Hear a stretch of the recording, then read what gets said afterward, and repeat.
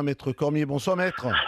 Bonsoir Louise. Vous avez certainement écouté ce que disait notre spécialiste Cécile Olivier. Est-ce que vous Avec une grande attention. Est-ce que vous avez quelque chose à en rajouter, quelque chose à nous dire sur le dossier Karim Benzema? J'ai des milliers de choses à vous dire. Ouais. Premièrement, les policiers laissent fuiter délibérément, puisque c'est comme ça que je comprends les choses, des bouts d'écoute qu'ils estiment négatifs, qu'ils estiment à charge. Ils oublient de transmettre la fin de cette même conversation. Dans cette conversation, Karim Benzema dit très clairement « J'ai conseillé à Mathieu de rien faire, que le buzz, on s'en fiche, de laisser sortir le truc. » C'est l'opposé, l'exact opposé. Et là, c'est dit noir sur blanc. Je vais aller encore plus loin, Louis. Alors attendez, Maître Cormier, parce que je reprends. Vous parlez de fuite. Vous faites sans doute référence à une discussion qu'a rendue publique la chaîne M6, où donc M6 qui rend publique une conversation donc entre un intermédiaire dans cette affaire et Karim Benzema. Benzema aurait dit à cette personne: t'inquiète pas, il n'a pas le choix. Donc en parlant de Valbuena, je vais lui faire comprendre, il va payer. Voilà ce que révèle M6 il y a quelques minutes. Et alors, c'est là où c'est quand même savoureux. Parce que dans une conversation du 6 octobre à 22h06, avec le même interlocuteur, Karim Benzema dit « Moi, j'ai conseillé à Mathieu Valbuena de ne pas se laisser faire. Je lui ai dit que le buzz, on s'en fichait, qu'il fallait en parler à la famille d'abord, parce qu'il faut protéger la famille, mais qu'il fallait laisser sortir le truc. » Et évidemment, Karim Benzema a été lui-même victime de chantage et a agi, tout comme la victime a agi dans ce dossier, en déposant plainte à la police. Donc je trouve que ce procédé qui consiste à alimenter la presse d'extraits complètement négatifs en oubliant la phrase essentielle. La phrase essentielle, c'est que Karim a conseillé à Mathieu Valbuena de ne pas se laisser faire. Oui, enfin les extraits négatifs existent malgré tout. Bien sûr, mais on ne vous rappelle pas la phrase où où très clairement il dit « J'ai dit à Mathieu de s'en fiche, le buzz c'est pas un problème, voilà, en lui conseillant de pas se laisser faire. Comment est-ce qu'il est à l'heure actuelle? Il est touché, il est par rapport à ce qui lui arrive là. Ça doit être quelque chose, c'est un moment difficile pour lui, non? Il est touché, parce que je vais vous dire les choses, on va être très clair. Lorsqu'on voit les procédés qui sont utilisés, vous savez qu'on n'a même pas demandé à Valbuena son opinion sur la conversation qu'il a eue avec Karim Benzema. On n'a rien demandé à Mathieu. Vous auriez aimé qu'il y ait une confrontation? Même pas de confrontation, qu'on recueille simplement la déposition de la victime, Mathieu Valbuena, sur ce sujet. On l'a pas fait. On préfère mettre dans le doute Karim Benzema en examen, lui infliger une nuit au poste, une garde à vue, de quitter l'Espagne où il joue, etc. Le mettre en examen dans le doute, alors qu'on n'a même pas demandé son avis à la victime. Je ne connais aucun dossier où c'est arrivé. Alors 18h14 sur RMC, nous sommes dans Louis Attaque et maître Sylvain Cormier, l'avocat de Karim Benzema, est avec nous. Enfin, ok, la victime n'a peut-être pas été entendue selon ce que vous nous dites, mais enfin l'important c'est l'affaire de chantage dans ce qui se passe aujourd'hui. Quelle est la seule personne qui peut dire si Karim Benzema a fait pression sur lui, ou si au contraire elle l'a aidé? La seule personne qui peut résoudre ce problème. On peut interpréter comme on veut les écoutes.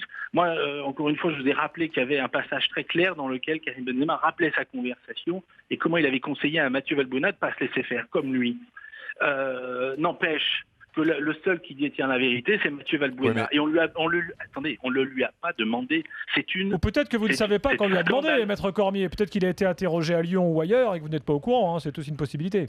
Non, ce n'est pas une possibilité, car j'ai passé plusieurs heures ce matin à lire l'entier dossier.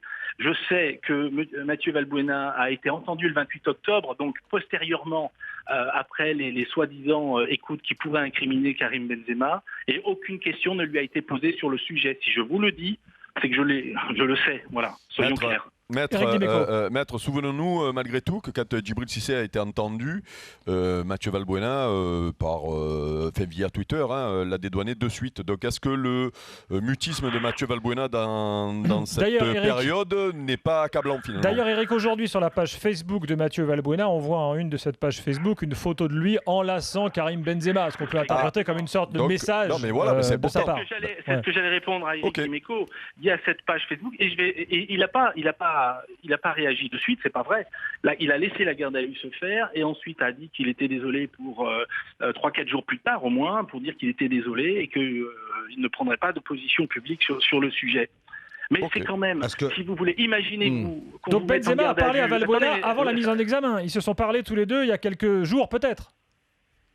C'est ce que vous nous dites là? Non, je ne vous dis pas ça du tout. Je ne comprends pas votre question. Là, je ne comprends pas de... Je vous la repose. D'après ce que vous nous dites là, ça veut dire qu'il y a eu conversation il y a peut-être quelques jours entre Valbuena et Benzema?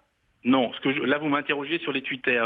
Je disais que Valbuena n'avait pas dédouané immédiatement Djibril Cissé, et qu'il avait annoncé sur son Twitter qu'il ne communiquerait plus dans la presse. Je n'ai pas du tout dit qu'il y avait quelques jours des relations entre eux. Sur cette conversation dans laquelle Karim Benzema aurait fait chantage, eh bien il n'y a qu'une question à se poser, c'est savoir ce qu'en pense la victime elle-même, Mathieu Valbuena. Est-ce que c'est pas prévu? Est-ce qu'on a dans les jours à venir, est-il prévu que Mathieu Valbuena puisse aussi être entendu? C'est-à-dire, est-ce qu'une confrontation est possible, Maître Cormier? Non, mais sans parler d'une confrontation, on confronte des personnes qui disent des choses contradictoires. Ce que je vous explique, c'est qu'on n'a même pas demandé la version de Mathieu Valbuena sur le sujet. C'est comme si vous étiez mis en examen, puis en garde à vue, puis en mise en examen pour des violences que vous auriez commises sur telle ou telle personne, et qu'on n'aurait même pas recueilli l'audition de la personne sur ces violences. Enfin, on est... Est-ce que vous pensez, Maître Cormier, est-ce que vous pensez que Karim Benzema est mal entouré? Moi, ce que je pense surtout... C'est ce que dit Noël Le Graët, le président de la fédération. Moi, avant de juger l'entourage de Karim Benzema, j'ai un jugement à poser sur la justice, sur les affaires de Karim Benzema.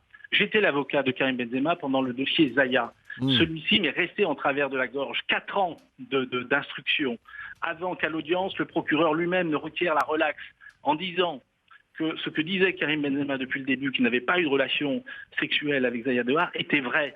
Ce n'était pas une relaxe au bénéfice du doute ou sur l'ignorance de l'âge de Zaya Dehar. La relation n'avait sûrement pas eu lieu, disait le procureur de la République. Et pourtant, on l'a mis en examen 4 ans. Alors même que dans ce dossier, Zaya avait été enregistrée à son insu, elle dédouanait Karim Benzema, mais on a mis ça de côté. On devient paranoïaque. Non, mais il y a une affaire. Maintenant, on va laisser que la justice se fasse son travail.